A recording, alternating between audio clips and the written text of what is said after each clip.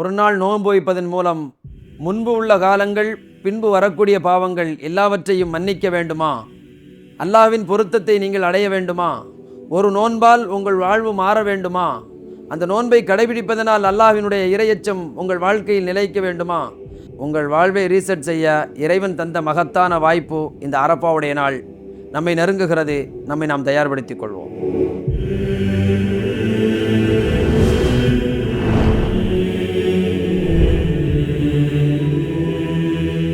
ஒரு ஆண்டினுடைய பாவங்களை மன்னிக்கக்கூடிய அளவிற்கு ஒரு நாள் மகத்துவம் பெறுகிறது.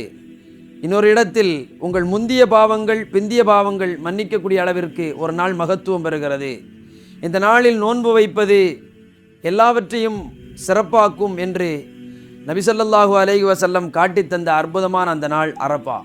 அரபாவுடைய நாளில் யார் நோன்பு வைக்க வேண்டும் என்பதை சொன்னார்கள்.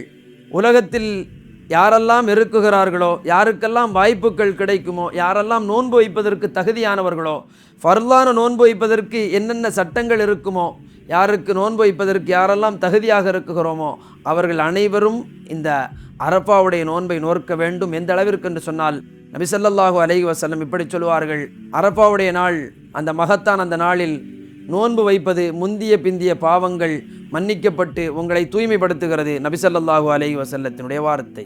ஆனால் அரபாவுடைய நோன்பு அதில் நம் கணக்கில் எடுத்துக்கொள்கிறோமா, அல்ல அது கடந்து விடுகிறோமா, இல்லது குர்பான் கொடுக்கக்கூடியவர்கள் மட்டும் நோன்பு வைக்க வேண்டும் என்று அவர்களின் பக்கம் இந்த நோன்பை சுருக்கிக் கொள்கிறோமா, இல்லை இது வயதானவர்கள் வைக்க வேண்டும் என்று சொல்லி வாலிபர்கள் அதை தவற விடுகிறோமா?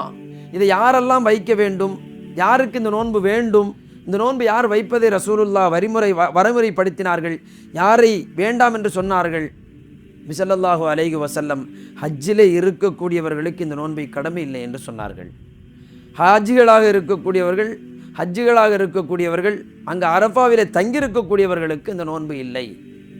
இதை எப்படி சொன்னார்கள்? மைமுனா ரலியல்லாஹு அற்புதமாக சொல்வார்கள். சில சஹாபாக்கள் அரபாவுடைய நாளில் நோன்பு வைக்க வேண்டும், ஆனால் நாம் இங்கு அரபாவிலே இருந்து கொண்டிருக்கிறோம். ஹஜ்ஜு செய்யக்கூடிய நாம் முன்புள்ள காலங்களை போன்று, மற்றவர்களை போன்று ஹஜ்ஜு செய்யக்கூடியவர்களும் நோன்பு வைக்க வேண்டுமா வேண்டாமா என்ற ஒரு நிலை எழும்பும் பொழுது மைமுனா ரலியல்லாஹு கையில் இருந்த பாலை ரசூல் ஸல்லல்லாஹு அலைஹி வஸல்லம் ஹஜ்ஜத்துல் விதாவிலே ரசூலுல்லாஹ் இருக்குகின்ற பொழுது அரபாவுடைய இடத்திலே வாகனத்திலே இருக்கக்கூடிய நிலையில் மைமுனா ரலியல்லாஹு அந்த பாலை கொடுப்பார்கள். அந்த பாலை வாங்கி ஹஜ்ஜிலே இருக்கக்கூடிய ரசூலுல்லாஹ் குடிப்பார்கள்.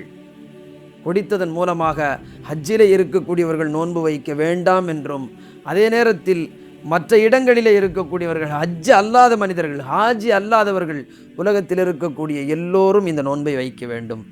யாருக்கு நோன்பு கடமை இல்லையோ, யாருக்கு நோன்பு தகுதி இல்லையோ, நோன்புக்கு யார் தகுதியானவர்கள் இல்லையோ அவர்களை விடுத்து உலகத்தில் ஃபர்லான நோன்பிற்கு யாரெல்லாம் தகுதியானவர்களோ அவர்கள் அனைவர்களும் இந்த நோன்பை வைக்க வேண்டும். ஆனால் இன்றைய காலத்தில் இந்த அரபாவுடைய நோன்பு என்பது கிட்டத்தட்ட மறக்கடிக்கப்பட்ட ஒரு அமலாக மாறியிருக்கிறது. அதிலும் குறிப்பாக சிலர்கள் குர்பான் கொடுக்கக்கூடியவர்கள் மட்டும் வைக்க வேண்டும். குர்பானிற்கும் இந்த நோன்பிற்கும் எந்த சம்பந்தமும் இல்லை. குர்பான் என்பது ஹஜ்ஜிலே இருக்கக்கூடிய ஒரு மகத்தான அமல். அதை போன்று இந்த அரபாவில் நோன்பு வைப்பது என்பது ஒரு மகத்தான அமல். குர்பான் கொடுப்பதற்கு தகுதி உள்ளவராக இருந்தாலும், தகுதி இல்லாதவர்களாக இருந்தாலும், வசதி படைத்தவராக இருந்தாலும் இல்லாவிட்டாலும், நோன்பு வைப்பதற்கு தகுதி இருந்தால் நோன்பு வைக்க வேண்டும். அதே நேரத்தில் நபி ஸல்லல்லாஹு அலைஹி வஸல்லம் இந்த நாளில் இன்னொரு செய்தியும் சொன்னார்கள். நோன்பு வைப்பது மகத்தான ஒரு சுன்னத், அதனால் இந்த நாளில் நீங்கள் நோன்பு வைக்காமல் இருக்க வேண்டாம் என்று சொல்லிவிட்டு இந்த நாளில் அதிகம் நீங்கள் அல்லாஹ்வை தௌபா செய்து கொள்ளுங்கள். இந்த நாளில் அல்லாஹ் தன்னுடைய தௌபாவை ஏற்றுக்கொள்வதற்கு, மனிதனுடைய தௌபாவை ஏற்றுக்கொள்வதற்கு அல்லாஹ் தயாராக இருக்கிறான். அதிலும் அற்புதமாக எழுதுவார்கள் இமாம்கள், என்ன தெரியுமா, நீங்கள் நோன்பு வைத்து விட்டு இந்த தௌபாவை அல்லாஹ்விடத்தில் கேட்கும் பொழுது இன்னும் அந்த தௌபா வலிமை வருகிறது. உங்கள் ஆன்மாக்கள், உடல் உறுப்பு எல்லாம் சேர்ந்து அல்லாஹ்வை வணங்கும் பொழுது அல்லாஹ் ஆனந்தம் அடைகிறான். அந்த நேரத்தில் நீங்கள் கேட்கக்கூடிய எந்த காரியமாக இருந்தாலும் அல்லாஹ் நிறைவேற்றி தருகிறான் என்று இப்னு அப்பாஸ் ரலியல்லாஹு சொல்லுவார்கள். நீங்கள் அரபாவுடைய நாளில் நோன்பு வைத்துவிட்டு நீங்கள் கேட்கப்படக்கூடிய காரியங்களை அல்லாஹ் வெகு விரைவாக உங்களுக்கு நிறைவேற்றி தருவான். ஹாஜத்துல் யௌம், அது தேவைக்குரிய நாளாக அந்த நாளை பார்த்தார்கள். தம் தேவை என்ன இருக்குமோ நோன்பு வைத்த அல்லாஹ்விடத்திலே கெஞ்சி கேட்கும் பொழுது அங்கு ஹாஜிகள் அல்லாஹ்விடத்திலே அவர்கள் ஹாஜிகளாக இருக்கக்கூடியவர்கள் அல்லாஹ்விடத்தில் இறையஞ்சுகிறார்கள்.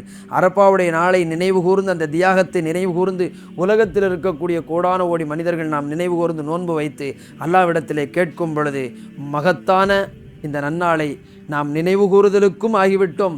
நம் தேவைகளும் பூர்த்தியாகிறது, அல்லாஹ்வின் கட்டளையும் முடிகிறது. ஆதலால் இந்த நாளில் நோன்பு வைக்க வேண்டும். நோன்பு வைத்து அதிகமாக அல்லாஹ்வை நினைக்க வேண்டும். நோன்பு வாயோடு அல்லாஹ்விடத்திலே அதிகமாக தௌபா செய்ய வேண்டும். இந்த 2 அமல்களும், தௌபாவும் நோன்பும், இந்த அரபாவுடைய நாளில் மகத்தான இடம் பிடிக்கிறது.